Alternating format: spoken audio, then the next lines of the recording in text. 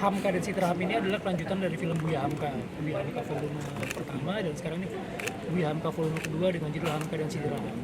Kalau yang volume pertama itu bercerita tentang sebelum kemerdekaan. Jadi sepak terjang Hamka ketika berorganisasi, ketika bertemu dengan sahabat-sahabatnya Soekarno, ketika memulai rumah tangga, ketika mulai menjadi seorang penulis, penulis novel dan lain sebagainya. Itu kita ceritakan di volume pertama, sekaligus memperkenalkan siapa sih sebetulnya Buya Hamka. Karena banyak dari kita sekarang hanya tahu karya-karyanya tapi tidak tahu itu penulisnya siapa gitu. Kayak Tenggelamnya Kapal Van der Wijk sudah ada difilmin, udah banyak di quotes-quotesnya bertebaran di mana-mana, tapi banyak dari kita tuh nggak tahu sebetulnya karyanya siapa sih.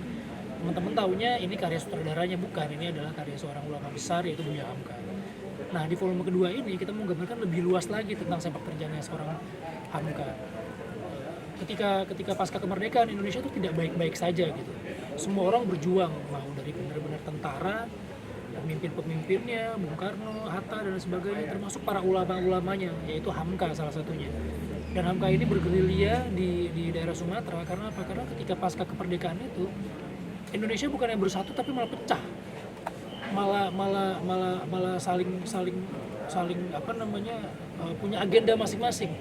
Nah, Hamka di sini berjuang untuk menyatukan kembali semangat persatuan itu untuk menuju Indonesia yang sebenarnya gitu. Dan dari volume kedua ini kita juga melihat bahwa perjuangan seorang Hamka itu bisa sehebat itu, bisa setegak itu, bisa berdakwah luar biasa, mau dari ceramah, dari buku-bukunya. Itu ada satu sosok yang sangat penting, yaitu istrinya.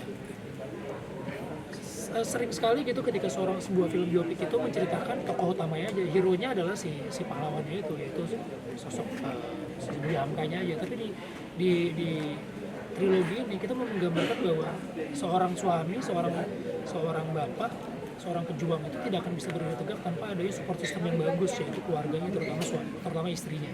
Nah, kita mau menceritakan part demi part hubungan antara Hamka dan Citra Ham. Termasuk ada part-part yang seperti teman-teman tanyakan tentang hubungan Hamka dengan Soekarno, sahabatnya, perseteruannya, ada isu-isu politiknya gitu. Dan yang paling penting adalah bagaimana Hamka ini bisa menularkan akhlak yang baik bukan hanya untuk kita sebagai muslim gitu. Karena Hamka ini ulama yang bisa diterima ceramah-ceramahnya, dakwahnya itu bukan hanya sesama muslim tapi juga di luar muslim tuh masih bisa gitu menerima dakwah mereka. Makanya kita mau menggambarkan Hamka dan Citra Ham ini sebuah film yang menyebarkan pendamaian, akhlakul karimah yang baik gitu. Jadi bukan memanfaatkan apapun, apalagi situasi politik saat ini. Ini syutingnya udah lama sekali gitu. Persiapannya kurang lebih 2 dan 3 bulan karena ya harus memperdalam bahasa Padang juga, ada bahasa Arab juga. Terus referensi tentang Buya Hamka itu banyak sekali, tapi footage tentang Buya Hamka itu cuma ada ketika dia ceramah. Jadi saya nggak tahu gitu gimana cara Hamka sehari-hari terhadap keluarga, istri maupun lawan-lawan politiknya gitu. Jadi saya baca lagi buku-bukunya. Dari buku-bukunya terlihat tuh ketika Hamka muda tulisan-tulisannya masih sangat tajam, bukan ketika dia tua nggak tajam, tapi berapi-api gitu. Begitu Hamka sudah mulai usia senja, Hamka sudah mulai dengan dakwah yang sejuk. Nah, saya mau narik kesimpulan bahwa Hamka muda itu sangat berapi-api, apalagi ketika dia bergerilya. Nanti kita lihat di volume kedua ini. Terus ketika dia masuk ke keluarga dan ketika dia masuk usia senja, mendirikan MUI, mendirikan Al-Azhar, Masjid Al-Azhar gitu.